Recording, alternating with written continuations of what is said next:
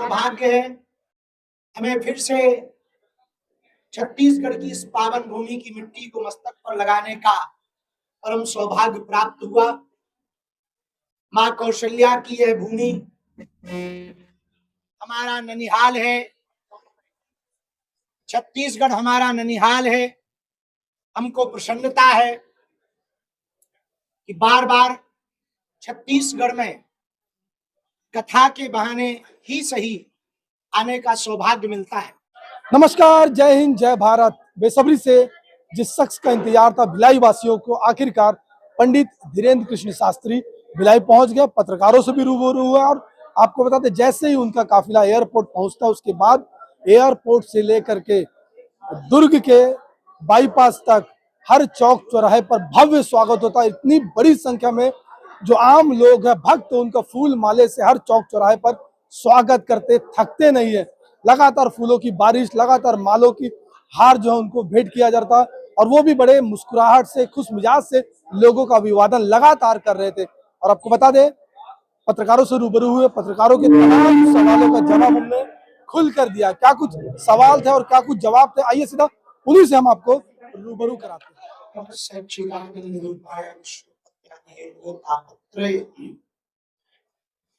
विनाशाय श्री कृष्णाय धर्मो धर्मो रक्षति रक्षिता।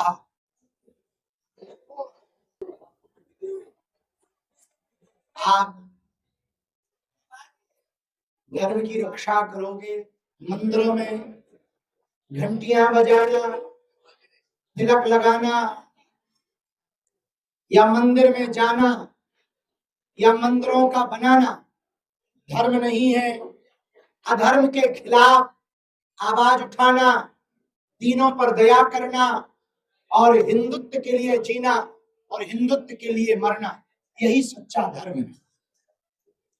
हमारा सौभाग्य है हमें फिर से छत्तीसगढ़ की इस पावन भूमि की मिट्टी को मस्तक पर लगाने का परम सौभाग्य प्राप्त हुआ। माँ कौशल्या की यह भूमि हमारा ननिहाल है, छत्तीसगढ़ हमारा ननिहाल है। हमको प्रसन्नता है कि बार बार छत्तीसगढ़ में कथा के बहाने ही सही आने का सौभाग्य मिलता है। आज 25, भैया इसको ठीक कर दो आप आराम से। आज 25 दिसंबर को छत्तीसगढ़ की भूमि भिलाई में हमको आने का सौभाग्य मिला।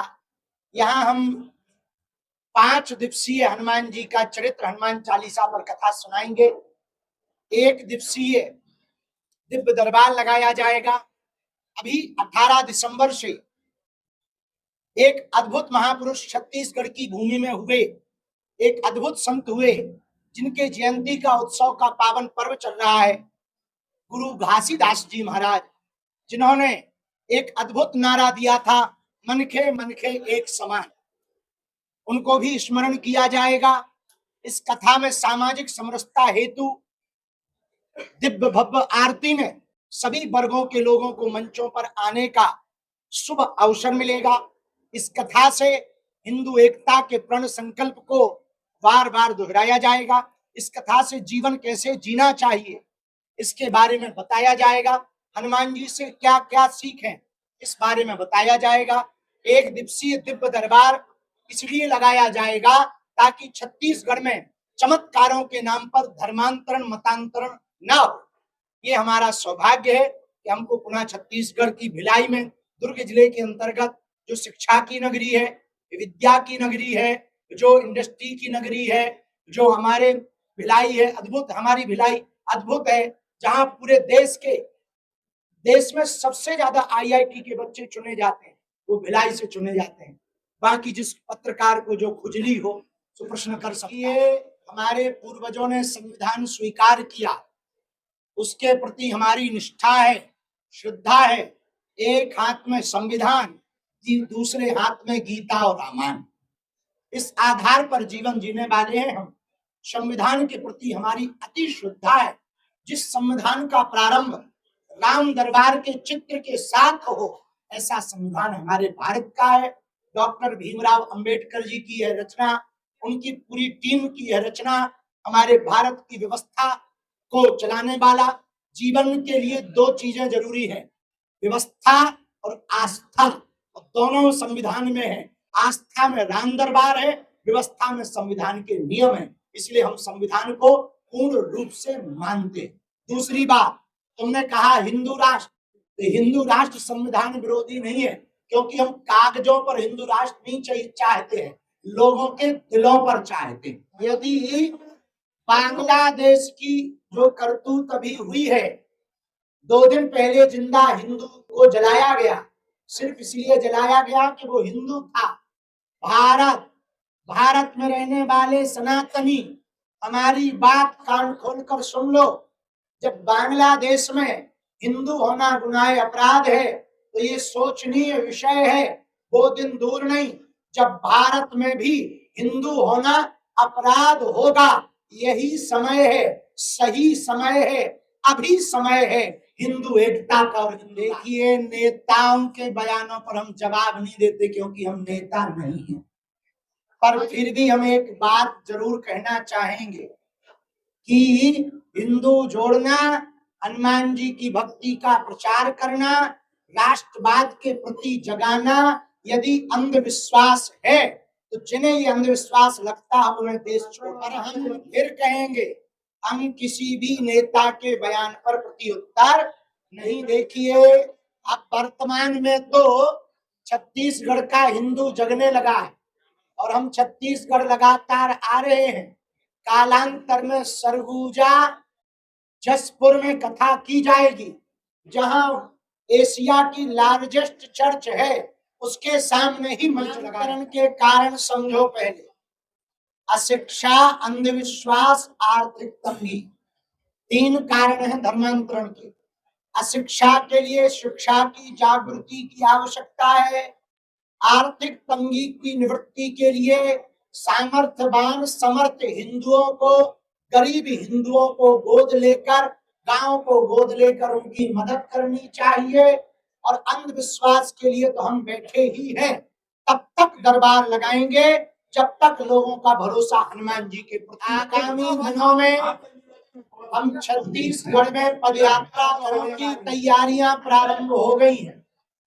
कहाँ होगी, कब होगी, इसकी सूचना आए जाने पर मुस्लिम समाज ने स्वागत किया। किसका? हमारा। बहुत धन्यवाद है, कोई दिक्कत नहीं है, अच्छी बात है, वो भी हमारे हैं। इस देश में जन्म लेने वाला सब सनातनी है, सब हिंदू। 28 तारीख को हमारा संदेशा है, जिन जिनको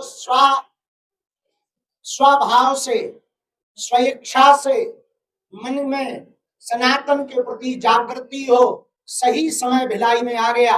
28 तारीख को दरबार के मंच पर घर वापसी कर सकते हैं। उसके लिए 27 को क्षमा करना 27 को दिव्य दरबार है, 27 को ही घर वापसी के लिए आप लोग हमारी मंडल को, टीम को बताकर स्वेच्छा का फॉर्म भर के घर वापसी करो। हम नेताओं पर तो कुछ बोलते नहीं, राजनीति पर कुछ बोलते नहीं है। इसके लिए हिंदुओं के अंदर हिंदुत्व का भाव प्रकट करने की आवश्यकता है। अपने दाम खोटे दूसरों को अपराधियों के माध्यम से नशा के लिए तो हम बोलते ही रहते हैं, ना बोलेंगे, हम यही कहेंगे नशा से नाश होता है और नशा चढ़ाना ही है। तो नशा किसी व्यसन मादक पदार्थों का नशा ना करें, राष्ट्र भक्ति का, राम भक्ति का नशा जीवन में चढ़ावे, ताकि देश का भी भला हो। हिंदू राष्ट्र देखो भैया, देखो हिंदू राष्ट्र कब बनेगा? जब गाय माता बचेगी, गौ माता राष्ट्र माता होगी, तभी बजरंग बली के दम पर चलते हैं, बालाजी के दम पर चलते हैं, कानून के हिसाब से चलते हैं, क्योंकि नियम तोड़ने का अधिकार हमें। क्या भाई, तो किसी को चोट लग जाए तुम क्या चाहते हो, दंगा हो जाए? अति प्रिय शिष्य गुरु भाई, इनके पूजनीय पिताजी हमारे पूज्य गुरुदेव भगवान धर्म चक्रवर्ती पद्म विभूषण रामानंदाचार्य, पूज्य गुरुदेव तुलसी पीठाधीश्वर रामभद्राचार्य जी के कृपा भाग्य है। इस नाते इनके पिताजी हमारे गुरु भाई है, ये भी हमारे गुरु भाई है, बहुत हनुमान भक्त हैं, बहुत ही हिंदुत्व के प्रति समर्पित हैं। इन्होंने जो संकल्प लिया अद्भुत लिया, बहन सरोज ने जो संकल्प लिया अद्भुत लिया, सब पूरे बागेश्वर धाम मंडल ने यह जो सौभाग्य हमें हमारे लिए मिला है भिलाई आने के लिए, इसके लिए हम अति प्रिय शिष्य श्री राकेश पांडे जी को बहुत बहुत साधुवाद दे रहे हैं। इस कथा से इस क्षेत्र में हिंदुत्व का प्रचार होगा, हनुमान भक्ति का प्रचार होगा, धर्मांतरण करने वालों की ठठरी होगी। जरा सकल दिखाओ भगवती। सुनो बहन, वो 6% से 22% हो गए और हम लोग 90 से 80 पे आ गए। अब भी तुम्हें खतरा नहीं लग रहा है तो पक्का है तुम बांग्लादेश वाला नक्शा देख करके ही खतरा मानो।